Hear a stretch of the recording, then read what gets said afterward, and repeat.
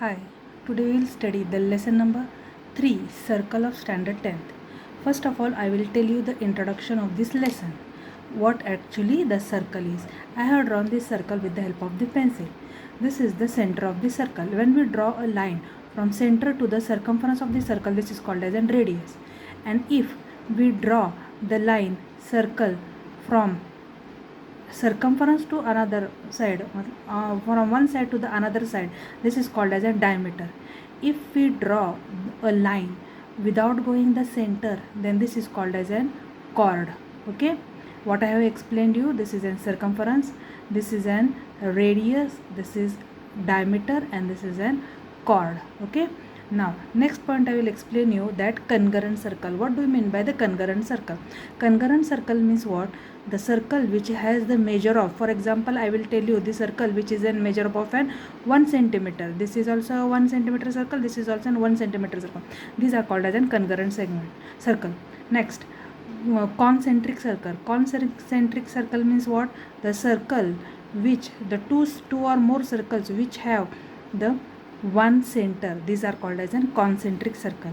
Next, it is called as an intersecting circle. Here we will study that there are two types of intersecting circle, but starting I have introduction point, I will explain you the intersecting circle at a 2 points. Okay, these are the intersecting points of this circle. Understand? Okay, the next point what I have explained you, the congruent circle. Second is an concentric circle, and third it is an intersecting circle.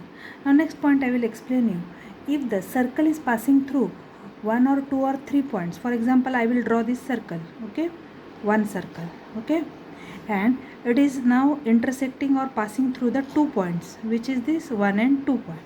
And if I will take the another circle, okay, I will take the another circle. See, I will name this point as an A. Then from a single point, how many circles are drawn? See this 1, 2 and 3. From a single point, 3 circles are drawn. Okay, understand? This is known as a circle which is passing through 1 or 2 or 3 circles. Now next point I will explain you about that secant and tangent. Okay, what is secant and what is tangent? If I will draw a circle, okay, and the line is passing inside the circle and touching the circle at 2 points, this is called as a secant. But when we draw a circle and line is passing externally but touching the circle at only a single point, this is called as a tangent. Okay, secant means the line passing to the circle which touches at the 2 points, and the line touches at a single point. Okay, this is called as a secant, this is called as a tangent. Understand this point? Okay, we will name this as a, this is a line L. Okay, now next point I will explain you that if we draw a circle and we have taken a point externally, and from this external point if we draw a tangent, see I am drawing this tangent which has going from a external point. I will name this external point as a point P. Then see at this point P, for at the time of the construction we will see that how these tangents can be drawn. Okay, these are congruent. This line, these two tangents both are congruent when the point is externally and touching the circle at a single 2 points. Okay, this is called as a tangent segment drawn from an external point of circle which are congruent.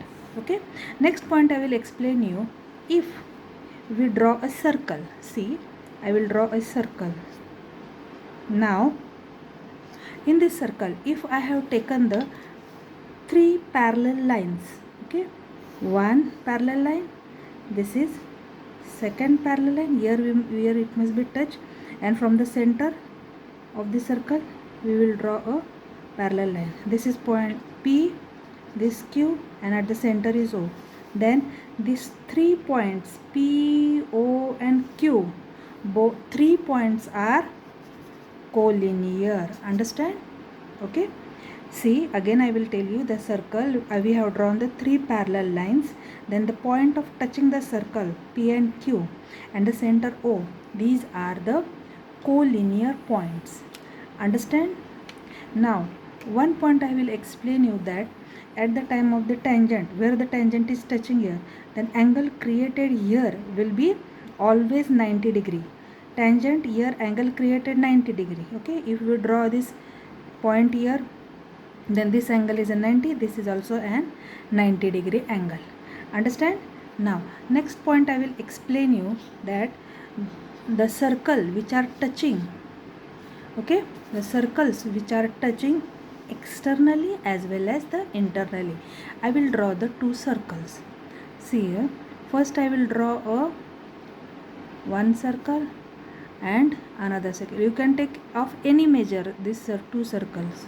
Okay, now these two circles which are touching, I will draw this line here. Okay, I will draw this line here.